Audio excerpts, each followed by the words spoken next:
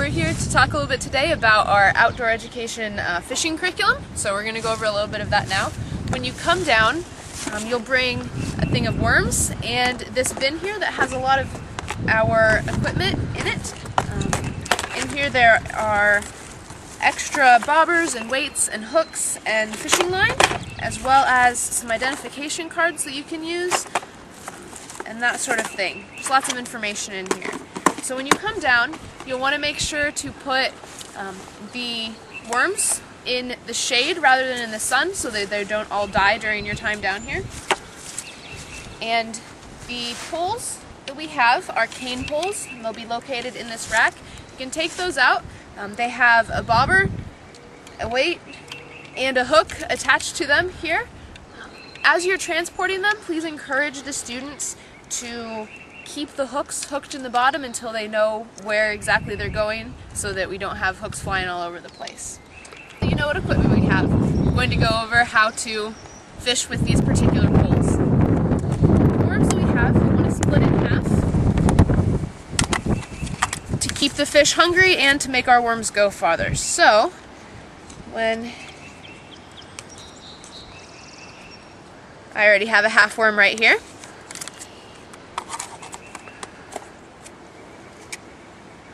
You'll unhook the hooks from the bottom of the poles.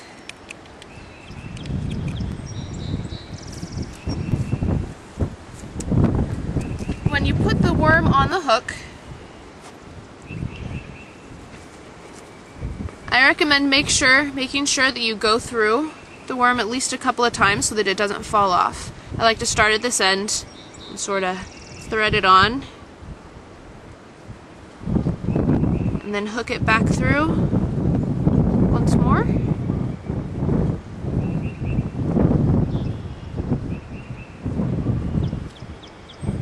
So it hangs on the hook like that. You'll notice that this one doesn't actually have a weight on it. Not all of the poles do. If you feel like you need them, go ahead and put them on. And when you cast with these poles, they don't flip like poles do with reels. You want to just let it swing back and forth a little bit, and then just drop the line down in the water. And then just let it sit there. Whoa, that's what you don't want to do. Just toss it in there and let it sit until you see a bite. You'll see the bobber go underwater. Now when you feel it tug, you just want to tug a little bit to the side and set the hook. Don't want to pull too hard and yank them around, and then gently bring the fish towards shore and lift them out as soon as you can get close. The goal here is to get the hook in the lip. Doesn't always happen. But when you take the fish off the hook,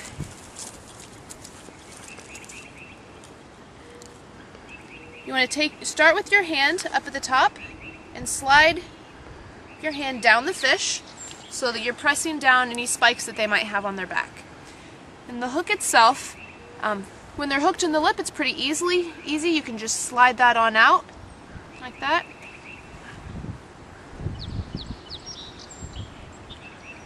If they're hooked farther down in, we have hemostats in the bucket, and you just want to reach in and get a hold of the hook, and don't pull it straight out. If you pull it straight out, it'll have the tendency to rip up the fish's neck, but you want to push in to get the hook out of the lip or out of the stomach or wherever it's located. Push it in, and then once it's free, you can pull it back on out.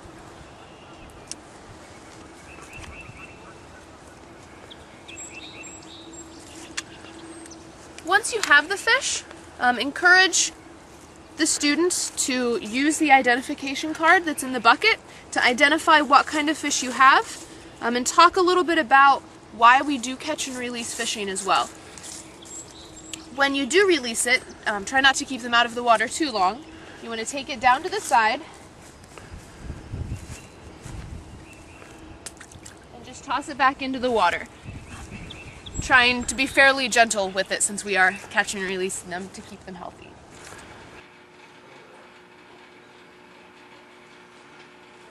Alright, now we just want to pull aside for a minute and talk about some of the different parts of the fish so that you can go over those with your students.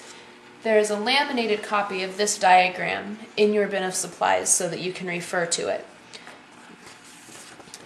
If you look, the different fins are labeled. The dorsal fin up here has the spines that you'll want to be careful of when you're holding the fish, as well as the pectoral fin, the pelvic fin, the anal fin, and the tail or the caudal fin. Another part to note is the gill cover here, which covers the gills of the fish. When you're holding the fish, you can often do that by grabbing underneath the gill cover or by grabbing onto the bottom lip of the fish. Now occasionally when you're fishing, you might get stuck on things other than fish, like the weeds that are in the pond. So when you do this, getting them unsnagged is very important to do safely.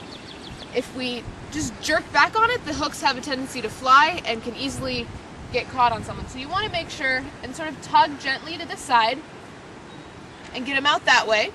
Sometimes you may need to take a different angle on things if they're caught on different sides. Or if it's still very stuck, get as close as you can so you can pull gently from the line down low and not up high so it doesn't flip back and hit someone.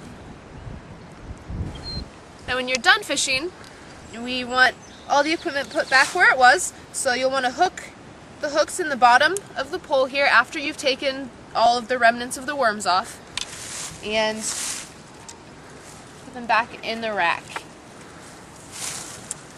We encourage you to do any repairs along the way during the time. Make sure that the lines stay long enough, all those supplies are in the bucket. And there's also this sheet here that talks about the different knots that we use. So this paper will be in your bin of supplies and it has some descriptions of the different kind of knots that we use. We use the half blood knot here to tie on hooks and the full blood knot for reattaching line. So this is in there for your information, and we also will have links on our website to tutorials for these particular kinds of knots. So that should be all that you need to know. All the other information is in the bin. Have a good time.